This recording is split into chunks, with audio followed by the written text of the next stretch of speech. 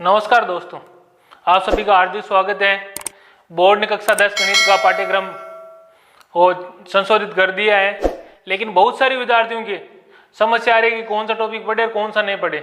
उसके बारे में आपके सामने मैं वीडियो लेके आया हूँ ताकि उससे आपको पता चल सके कि कौन सा टॉपिक हमारे को पढ़ना है और कौन सा नहीं पढ़ना, ताकि आपका समय नष्ट नहीं हो और ज़्यादा से ज़्यादा आपके अंक आए। देखिए, चलते हैं हम कक्षा 10 विषय गणित संशोधित पाठ्यक्रम 2021 यानी 2021 में क्या क्या आने योग्य है। देखिए, प्रश्न वाला एक की हम बात करते हैं तो पहली प्रश्नावली वैदिक गणित। वैदिक गणित में देखो क्या क्या आएगा। नंबर 1 जोड़ आएगी, नंबर 2 बाकी भी आएगी, नंबर 3 गुणा भी आएगा। अब गुणा कौन कौन सी विधि से है, देखिए एकाधिकन पूर्वायन से भी है, न्यून पूर्वायन से भी है,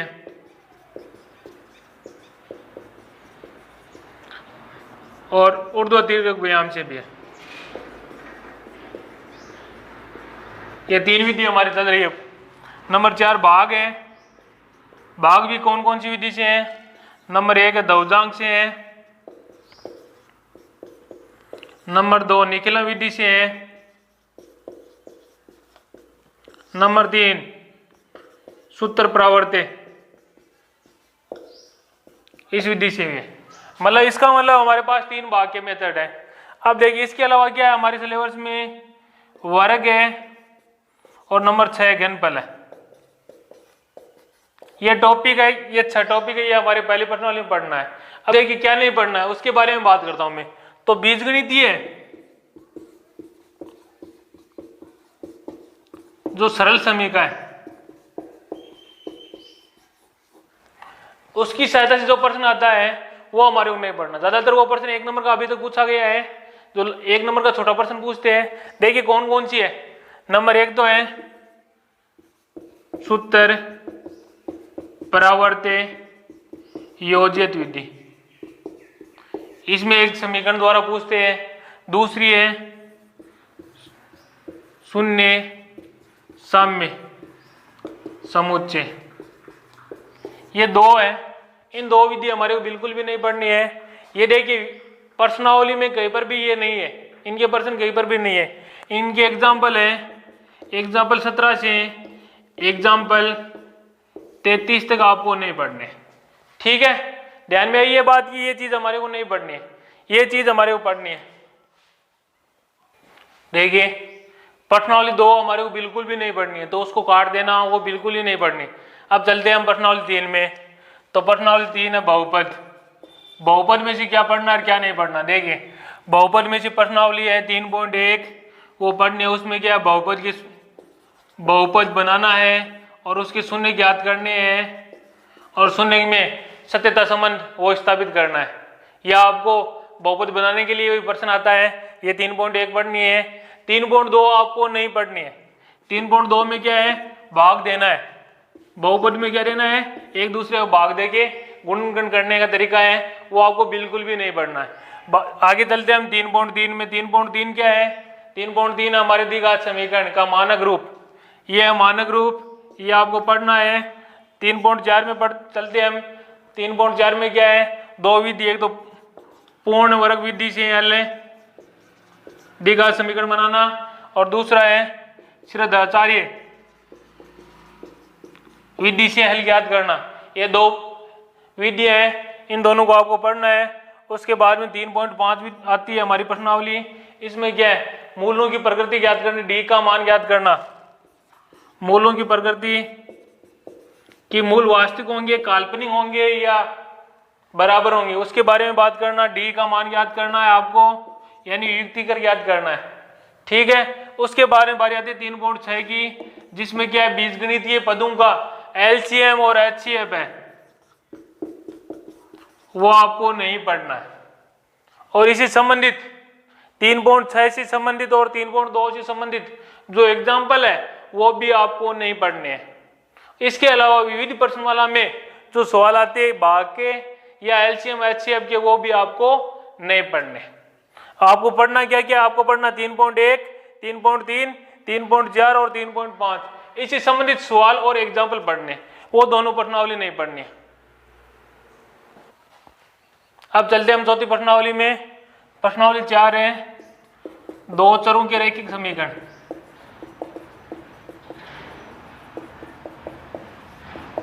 दो चरों के रैखिक समीकरण की ये प्रश्नावली है, यानी ग्राफ है ये हमें 6 नंबर का था। किसका था है? 6 नंबर का। ये 6 नंबर का ग्राफ है। इसमें क्या पढ़ना हमारे को? 4.1 पढ़ना है। क्या पढ़ना है? 4.1। 4.1 में है क्या? वैसे 4.1 में आपको समीकरण दी और रहेगी, और समीकरण की सहायता से दो समीकरण रहेगी, उसकी सहायता से आपको ग्राफ बनाना है। क्या बनाना है? ग्राफ बनाना है। लेकिन पढ़ना क्या नहीं है इसमें आपको 4.2 नहीं पढ़ने, 4.2 नहीं पढ़नी। उसमें क्या है? असमीका से संबंधित ग्राफ बनाना था, जो आपको नहीं पढ़नी है। अब इसको नहीं पढ़ना है, ये अभी तक परीक्षा में नहीं पूछा गया है, लेकिन अब तो हटा ही दिया है इसको, तो इसको नहीं पढ़नी है, इसको पढ़नी है। हमेशा 6 नंबर का आता है, ध्यान में रखना। अच्छा प्रश्न है और हमेशा 6 नंबर पूरे आते हैं।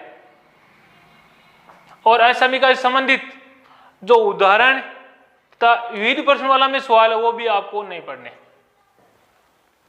प्रश्नावली 5, प्रश्नावली 5 में चलते हैं। अब प्रश्नावली 5 क्या है? समांतर श्रेणी। इसमें आपको क्या पढ़ना है क्या नहीं पढ़ना, देखिए। समान श्रेणी 5.1 वो आपको पढ़नी है। उसमें क्या है? समांतर श्रेणी की पहचान करनी और अगले 3 पद याद करने। वो है 5.2 में क्या है? 5.2 में एनवा पद ज्ञात करना, एनवा पद ज्ञात करना। सूत्र क्या होता है? एन बराबर ए प्लस एन माइनस 1 और डी, ये इसका फॉर्मूला होता है। अब बात आती है क्या नहीं पढ़ना, पढ़ना क्या नहीं है आपको? प्रश्नावली 5.3 नहीं पढ़नी। ये किसकी है? समांतर श्रेणी में पदों का योग याद करने की है। पदों का योग याद करने की ये प्रश्नावली आपको नहीं पढ़नी। 13 से 20 तक नहीं पढ़नी। एग्जाम्पल 13 से 20 तक आपको नहीं पढ़ने, ध्यान रखना। और इसे संबंधित सवाल जो विविध प्रश्नमाला में, वो भी आपको नहीं पढ़ने हैं। प्रश्नावली 6 त्रिकोणमितीय अनुपात। इसमें आपको 0 डिग्री, 30 डिग्री, 45 डिग्री और 60 डिग्री, 90 डिग्री की ये मान रख के जो भी सवाल आता है उसमें मान याद करना पड़ता है कि 30 डिग्री मान रख दिया, 60 का रख दिया। इस प्रश्नावली में से हमारे को लगभग पूरा पढ़ना है। केवल 1-2 सवाल हो सकता है हटाए हुए हैं, जिसमें क्या है कि साइन को कोस में चेंज करना या कोस को साइन में चेंज करना। ऐसे यदि सवाल है, लास्ट वाले 2 सवाल है, उनको आपको नहीं पढ़ना और पूरी प्रश्नावली पढ़नी है। अब हम चलते हैं इसके बाद में प्रश्नावली 7 में। प्रश्नावली 7 है वो हमारी त्रिकोणमितीय सर्वसमीका की है। किसकी है? त्रिकोणमितीय सर्वसमीका की। ठीक है, इसमें क्या हटाया गया? देखिए, इसमें प्रश्नावली 7.1 है वो क्या है? त्रिकोणमितीय सर्वसमीका उपयोग से संबंधित है। के उपयोग करके सवाल हल करने से संबंधित है, जिसको आपको पढ़ना है। क्या नहीं पढ़ना है? 7.2 नहीं पढ़ना। उसमें क्या है? पूरक कोण, पूरक कोण से संबंधित है। पूरक कोण को क्या होता है? 90 माइनस यदि हम घटाते हैं 90 माइनस थीटा, ये पूरक कोण होता है। मतलब 2 कोणों का योग 90 हो, वो आपस में पूरक कोण कहलाते हैं। जैसे साइन को कोस में चेंज किया, यानी साइन 90 माइनस थीटा क्या होता है? ये कोस थीटा होता है। ऐसे सवाल आपको नहीं पढ़ने हैं, ध्यान रहे, पूरक कोण वाले आपको नहीं पढ़ने हैं। अतः आपको एग्जाम्पल नंबर 13 से एग्जाम्पल नंबर 19 तक आपको नहीं पढ़ना है। और इसी संबंधित विविध प्रश्न वाला में जो सवाल है वो भी आपको नहीं पढ़ने हैं, और ये एग्जाम्पल भी नहीं पढ़ने। तो आपको पढ़ना क्या है? आपको पढ़ना है 7.1 और इससे संबंधित सवाल और उससे संबंधित एग्जाम्पल पढ़ने हैं। और इसमें यदि विविध के इसके सवाल है तो वो भी आपको पढ़ने हैं। पढ़ना क्या नहीं है? आपको पूरक कोण से संबंधित बिल्कुल भी नहीं पढ़ना है। प्रश्नावली 8 क्या है? ऊंचाई और दूरी। इसमें हमारे को क्या है कि थीटा का मान 30 डिग्री, 60 डिग्री, 90 डिग्री ये न्यून कोण दिए रहते हैं। इनकी सहायता से आपको क्या है कि भवन की ऊंचाई है, दूरी है, ऐसी चीजें ज्ञात करनी होती है। ये इस प्रश्नावली में से कुछ भी नहीं हटा है, ये पूरी प्रश्नावली आपको पढ़नी है। इसका मतलब ये पूरी पढ़नी है, और नहीं पढ़ना में इसमें बिल्कुल भी नहीं है, पूरा का पूरा इसमें से पढ़ना है। प्रश्नावली 9 क्या है? निर्देशांक ज्यामिति।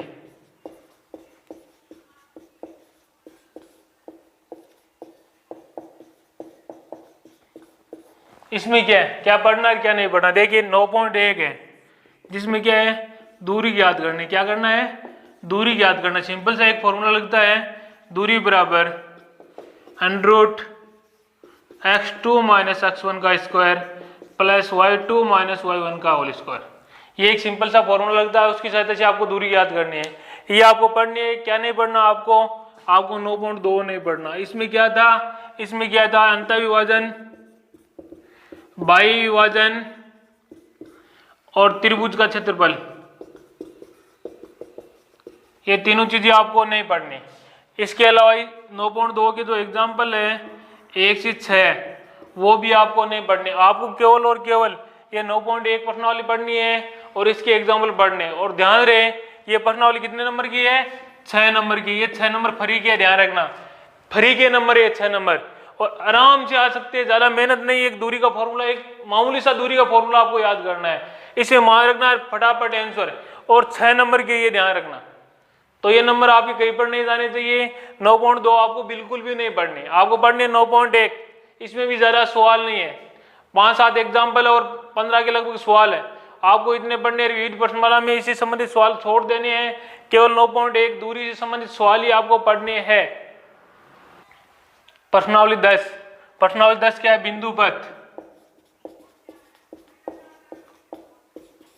इसमें से आपको क्या पढ़ना है क्या छोड़ना? देखिए प्रश्नावली 10.1, इसमें क्या है? दो बिंदु से समदूरस्थ बिंदु का बिंदु पथ याद करना है, या 3 समरेखीय बिंदु है या 3 असरेखीय बिंदु है, उनका बिंदु पथ आपको याद करना है, इसी संबंधित है। ठीक है, लेकिन आपको ये तो आपको पढ़ना है, पढ़ना क्या नहीं है? 10.2। इसमें कौन से सवाल नहीं पढ़ने आपको? इसमें वो सवाल है जो संगामी रेखाओं वाले हैं। संगामी कौन कौन से हैं?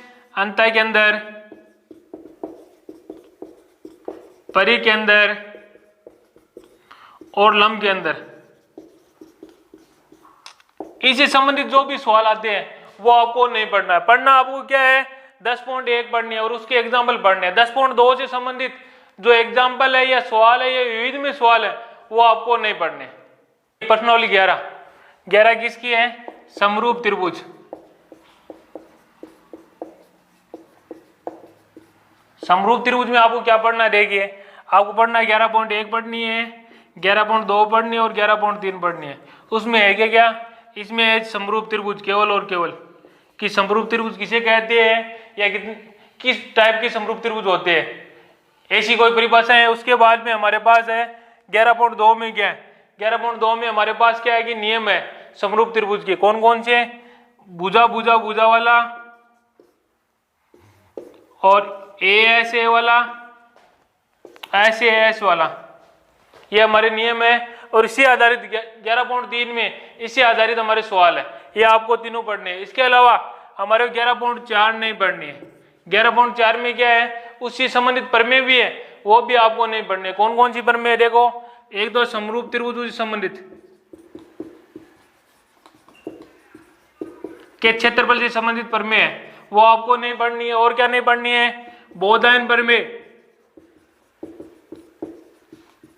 वो आपको नहीं पढ़नी है। बोधायन प्रमेय का दूसरा नाम क्या है?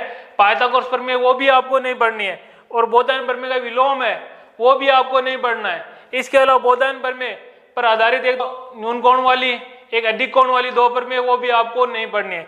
इसके अलावा एग्जाम्पल है, इसके एग्जाम्पल भी आपको नहीं पढ़ने हैं।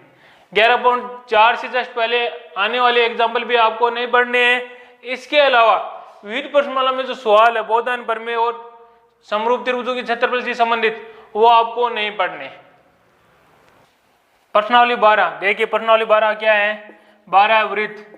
वृत्त में आपको क्या पढ़ना है? देखिए वृत्त में आपको सबसे पहले एक तो पढ़ना है 12.1, इसमें वर्त की परिभाषा के बारे में बताया गया है। नंबर 2 12.2 पढ़ना है, 3 12.3 पढ़ना है। इसमें वृत्त की से संबंधित जो भी जीवा है, लंब है, या जो भी आपके प्रमेय है उससे संबंधित जो प्रश्न बनेंगे वो आपको पढ़ने हैं। अब पढ़ना क्या नहीं है? 12.4 नहीं पढ़ना। क्या नहीं पढ़ना? 12.4 नहीं पढ़नी। 12.4 किससे संबंधित है? चक्रीय चतुर्भुज। बहुत ही अच्छी प्रश्नावली थी चक्रीय चतुर्भुज, लेकिन हटा दिया उसको। अब इसको नहीं पढ़ना है। इससे संबंधित जो भी एग्जाम्पल है वो आपको नहीं पढ़ने। उसके अलावा चक्रीय चतुर्भुज से संबंधित जो सवाल है विविध प्रश्न वाला में, वो भी आपको नहीं पढ़ने, ये ध्यान रखना। प्रश्नावली 13। क्या प्रश्नावली 13? वृत्त और स्पर्शरेखा। इसमें देखिए आपको क्या पढ़ना है क्या नहीं पढ़ना। आपको पढ़ना 13.1। 13.1 में है क्या? वृत्त की स्पर्शरेखा से संबंधित है। वृत्त की स्पर्शरेखा से संबंधित है। क्या है? एक तो प्रमेय देखिए, बहुत अच्छी प्रमेय है कि एक वृत्त है उस पर दो स्पर्शरेखा खींचते हैं तो बराबर होती है। ये बहुत अच्छी प्रमेय है इसकी। ऐसे बना के हम इसको हल करते हैं, सिद्ध करते हैं, तो बहुत अच्छी प्रमेय है ये। तो ऐसी सवाल है स्पर्शरेखा से संबंधित वो 13.1 में जो आपको पढ़ने। पढ़ना क्या नहीं है? 13.2 नहीं पढ़नी है। 13.2 में क्या है? एकांतर वृत्तखंड के कोण स्पर्शरेखा में। एकांतर है वृत्तखंड के कोण। इसी संबंधित प्रमेय से संबंधित आपको सवाल पूछे जाएंगे, वो आपको नहीं पढ़ने। आपको केवल और केवल 13.1 ही पढ़नी है। प्रश्नावली 14। प्रश्नावली 14 किसकी है? रचनाएं की। रचनाएं क्या होती है? जिसको हम प्रकार पेंसिल की सहायता से हम बनाते हैं चित्र, वही रचनाएं होती है। देखिए प्रश्नावली 14 रचनाएं की है, उसमें क्या हटाया और क्या नहीं हटाया। देखिए प्रश्नावली 14.1 आपको पढ़नी है। उसमें क्या क्या पढ़ना आपको? पूरी 14.1 नहीं पढ़नी है आपको। उसमें से क्या क्या पढ़ना है? नंबर 1 तो पढ़ना है कि वृत्त पर स्पर्शरेखा खींचना, बाह्य बिंदु से यदि स्पर्शरेखा खींचते हैं ऐसे वो। इसके अलावा एक बिंदु, एक आपको रेखाखंड दिया हुआ है, उसका आपको समद्विभाजन करना है। तो आप समद्विभाजन कैसे करते हैं, वो दो टॉपिक आपके सिलेबस में है।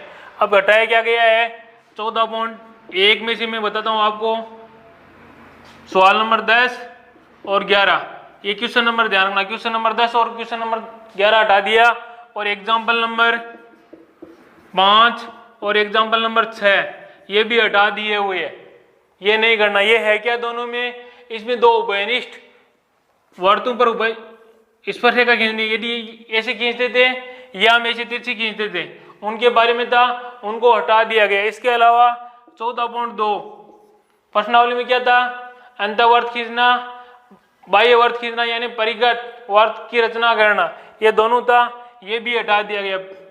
परिगत वर्त और अंतःवर्त ये दोनों हटा दिया गया। ये हमारे सिलेबस में नहीं है। हमारे केवल और केवल 14.1 में इन्हीं प्रश्नों पर फोकस करना है। क्या करना है? एक तो बाह्य बिंदु से स्पर्शरेखा खींचना, दूसरी बात एक आपको रेखाखंड दिया हुआ है उसका विभाजन करना, ये ध्यान रखना। अब चलते हैं हम प्रश्नावली 15 में। 15 क्या है? वृत्त की परिधि व क्षेत्रफल। इस विषय आपको क्या पढ़ना है क्या नहीं पढ़ना। देखिए 15वीं प्रश्नावली में 15.1 आपको पढ़नी है। 15.1 में है क्या? वृत्त की परिधि और वृत्त के क्षेत्रफल से संबंधित है। उनकी क्षेत्रफल ज्ञात करना या परिधि ज्ञात करनी है, उससे संबंधित जो प्रश्न बनते हैं उसके आधार पर है। अब आपको क्या नहीं पढ़ना है? आपको 15.2 नहीं पढ़नी है और 15.3 नहीं पढ़नी है। 15.2 में क्या है? वर्तखंड और त्रिज्याखंड का क्षेत्रफल।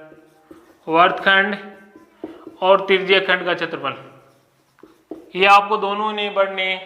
15.3 में क्या है?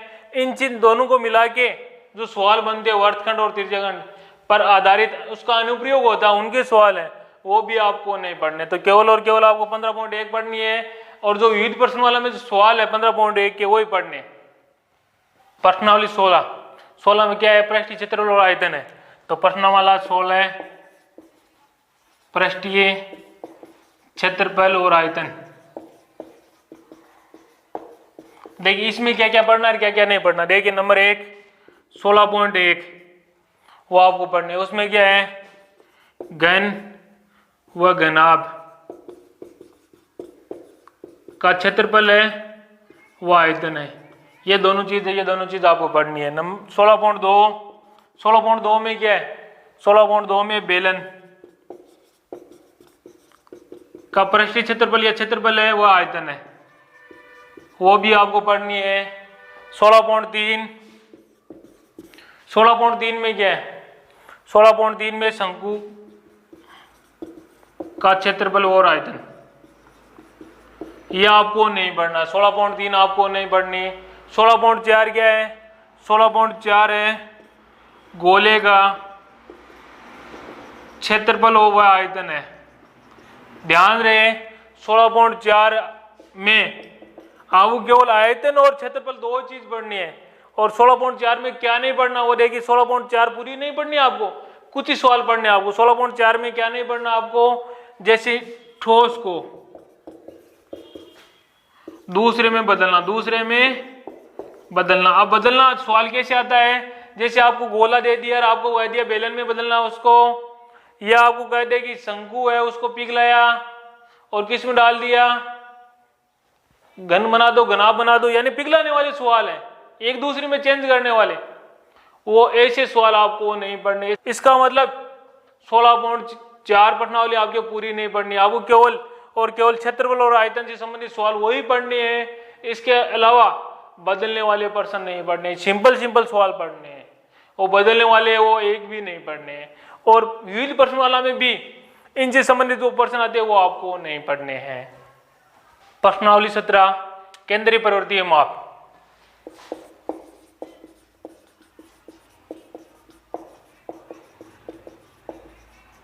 देखिए इसमें से आपको क्या पढ़ना है, इसमें से आपको पढ़ना है नंबर 1 माध्य की आपको तीनों विधि पढ़नी है। कौन कौन सी, प्रत्यक्ष विधि, कल्पित विधि, पद विचलन विधि, ये तीनों विधि आपको पढ़नी है। नंबर 2 आता है आपके पास है माध्यक, वो आपको पढ़ना है। ये 2 सवाल आपको पढ़ने हैं। कौन कौन सी प्रश्नावली हो गई, 17.1 से लेकर 17.7 तक आपको पढ़ने है कंटिन्यू। पढ़ना कौन सा नहीं है, बहुलक आपको नहीं पढ़ना। क्या नहीं पढ़ना, बहुलक नहीं पढ़ना। ये कौन से में है, 17.8 में, 17.8 में, वो आपको बिल्कुल भी नहीं पढ़ना। ये 6 नंबर का सवाल आता है, ये ध्यान रखना, अच्छी प्रश्नावली है आपके लिए। उसके बाद में प्रश्नावली 18 प्रायिकता।